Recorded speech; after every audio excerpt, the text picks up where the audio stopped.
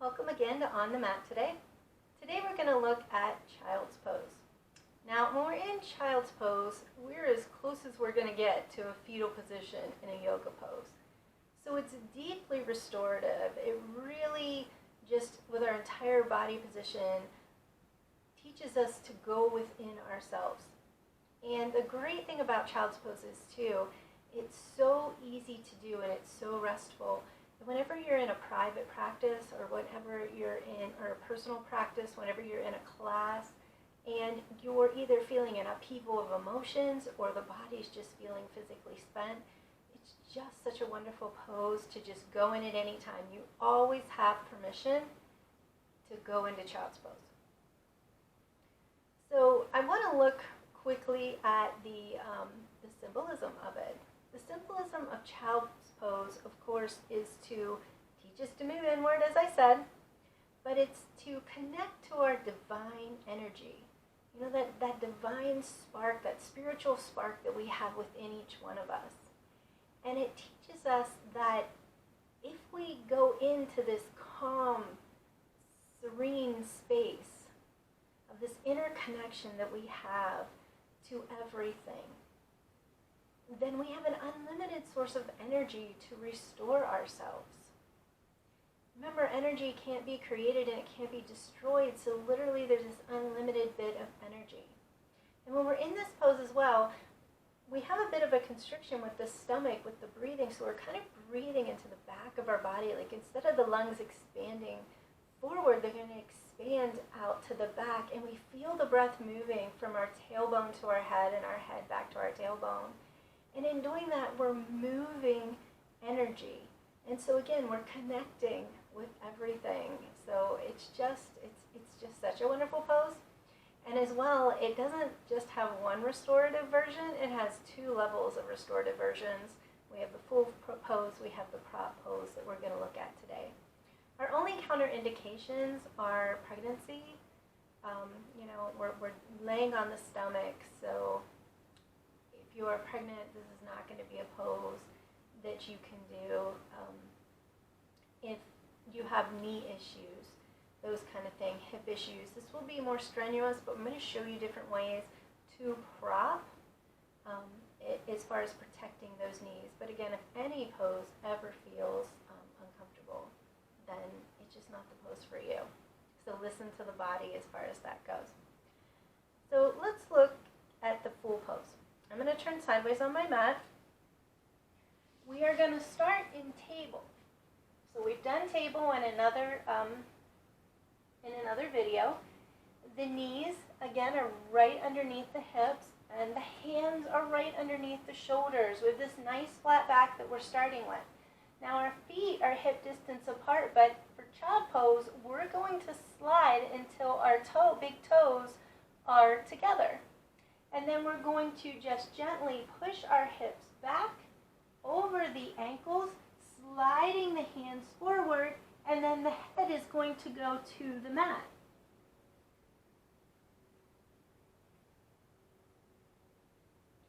As well, you can do this with your arms down to the sides and the palms up.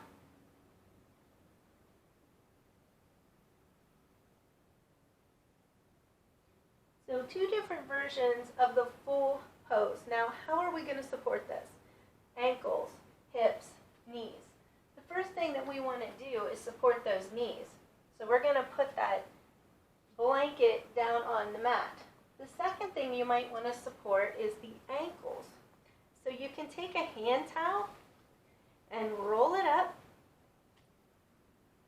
and then you can place it along the mat and put your ankles down on it for a little bit of softness and support.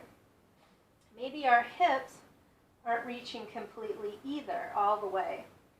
So we can take a blanket and roll it just like we did the hand towel and put it right over top of that hand towel.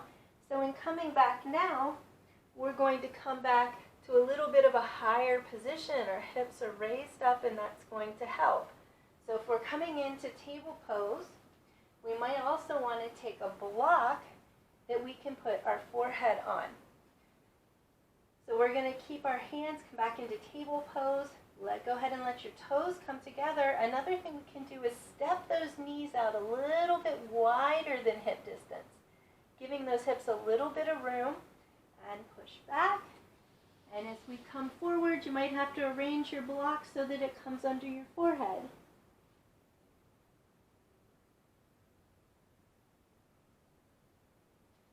So now where you can feel the muscles stretching up the back, when you're in this supported pose, you definitely feel less of that stretch. We definitely backed off of it.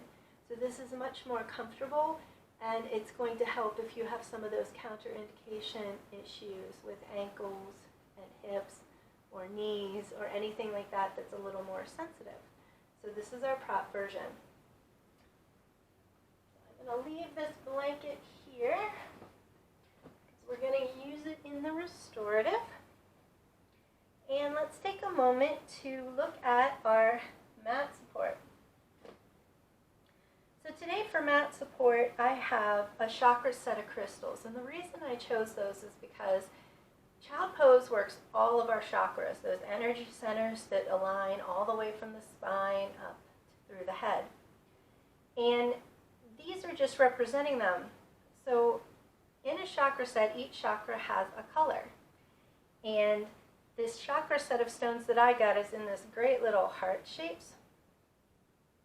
So there's a pink, like rose quartz, which is for the red for the root chakra. They have orange and yellow, and this is has green flecks in it. There's a blue. Now this set's really neat because it has this raw, nice amethyst heart, which is a little bit bigger, and amethyst is great for just calming us down, so that's wonderful. And then the clear one. And I like to align them across the mat so that the red is down here by the tailbone and the crystals up here with the crown and the head part of the chakra. The oil that I picked today is frankincense. Now it's called the oil of truth sometimes. It's wonderful for relieving stress, for getting us into this meditative state that we're going to need for this pose. But as well, it really opens us up to that spiritual realm of connection to the self. So that's exactly what we're looking at, going into that divine energy within us. And one thing I like to do when I'm doing this really deeply restorative pose and I'm trying to connect to that divine energy within is kind of clear my space. So a wonderful way to do that is with Palo Santo.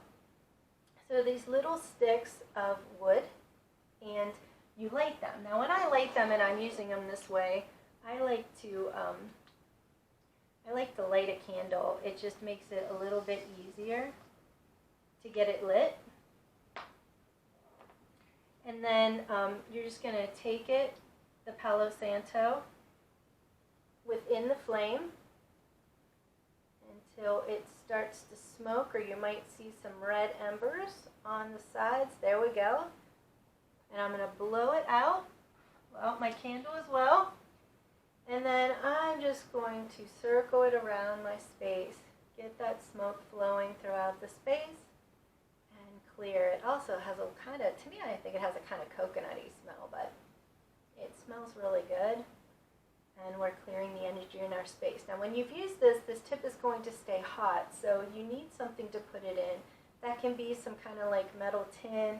I have a shell here that it goes in, something that, you know, it can't ignite, to put it in safety after we've used it. So, I meant to show you, sorry, the frankincense I have here in this little portable diffuser. You know how diffusers usually take like a couple of drops in water. This one doesn't need them. It charges, so you can move it anywhere. There's no wires. And you just literally put the bottle right in the diffuser, turn it on, pick the amount of hours and how much you want. You really don't see, you know, stuff going from it, but I can really, really smell it. Like, it's a really powerful diffuser. I was kind of surprised. So I decided today to put my frankincense in this.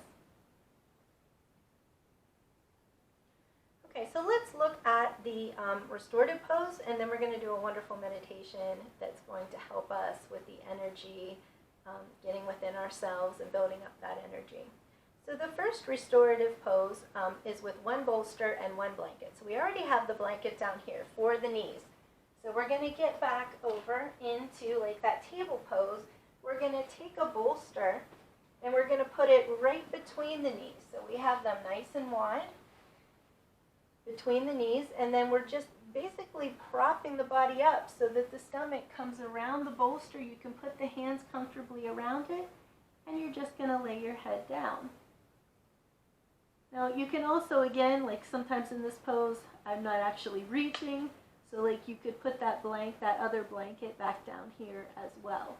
And when you're in this pose, about halfway through, you just want to turn your head to the other side.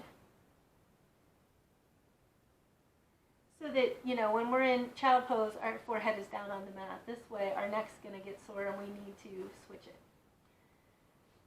So the other way that we can do this is to prop us up even higher. And this is the best one for knees if you have access to two bolsters. So what we're going to do is we're going to bring this bolster back so that we're coming up and sitting on it. So now we're completely seated on this bolster. And then I'm going to take two blocks, and again, you can use books, and I'm going to put them right here. In this instance, I'm going to take a second blanket, and I'm going to put it right in between the bolster and the blocks, because I'm going to end up resting my hands on this one. So then you're going to take your second bolster, put it across so that it's right on the blocks, and it's right, like, give it a good section of overlap between the blocks and your body.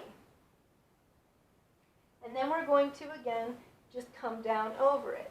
So this time, the stomach isn't on as much, and we're coming down and relaxing over, and the hands are coming underneath.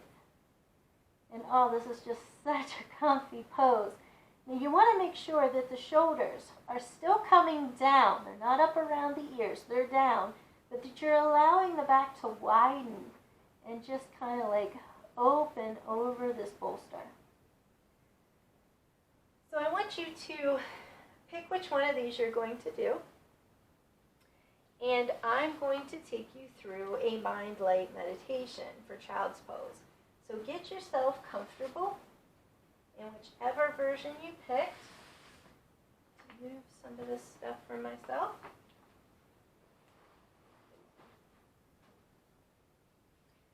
And I want you to start to relax.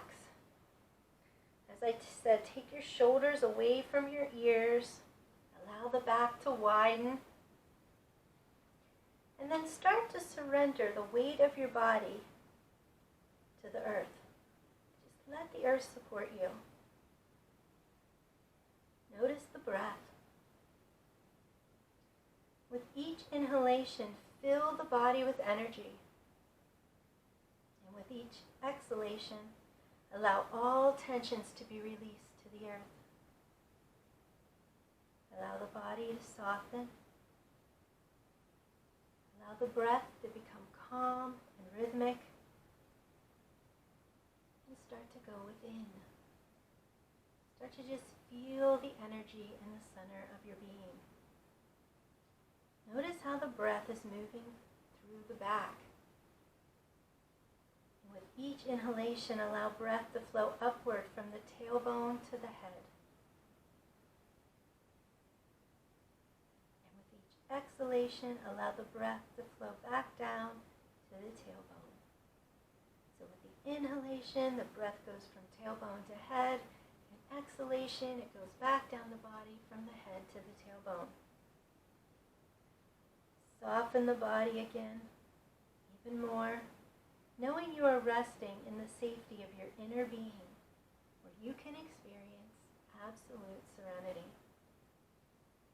Again, notice the breath in the back, and begin to imagine that breath as a white light glowing within you, growing bigger, surrounding your body. Acknowledge that you are connected to everything. Stay in the moment. Let any thoughts float away with each exhale as you breathe in that calm white light. Now cup your hands Whether it's in front of the bolster or underneath the bolster, cup them as if you're holding a small ball. The fingertips are touching. And we're going to visualize a MindLight. Now, a MindLight is a white ball of energy between your palms. This is your divine energy. Know it is limitless. And with this knowledge, let the MindLight grow. Open your hands and release it out into the world. It's limitless. You have enough.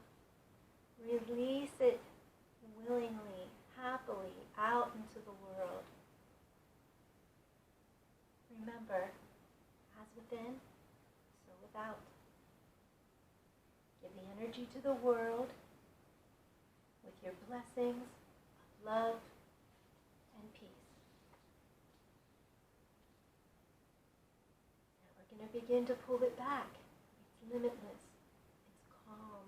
It's serene. It's divine energy meant to restore us all.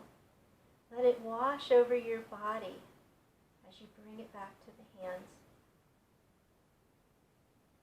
At this time, take a moment to very gently and slowly turn your head in the opposite direction. Back to the MindLight. We have this ball of energy now surrounding our body again. Let it energize you. And we're going to start to imagine a little red ball of energy at your tailbone, your root chakra. Let it energize you. Know you are grounded and safe and connected to the earth. Now imagine an orange ball of energy at your stomach, your sacral chakra. Know that you flow with the rhythms of life.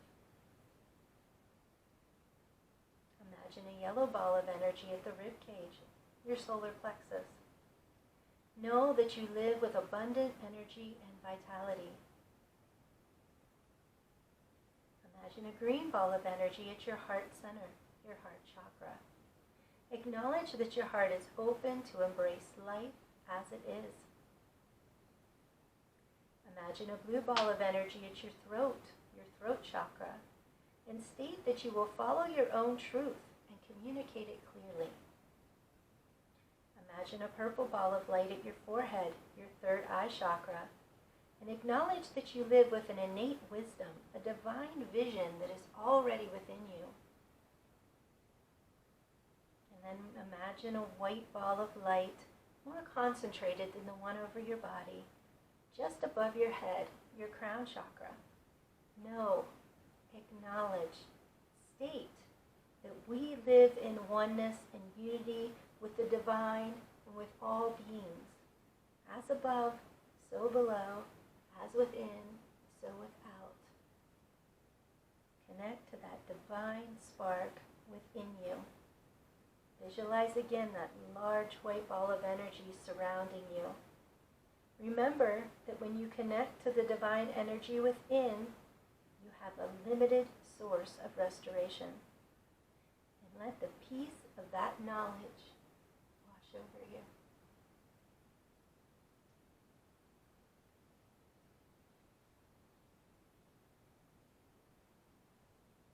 You're going to want to slowly bring yourself out of the pose, sitting up, kind of stretching out, wiggling around, maybe coming back to seated and rocking, taking the legs and stretching the knees, just getting yourself really comfortable, whatever is comfortable for you, stretching yourself out, moving, maybe stand up nice and tall and give yourself a good stretch. Whatever your body needs to do, I hope you feel calm and powerful as we went within this deep inner practice. Thank you for being with me today. Namaste.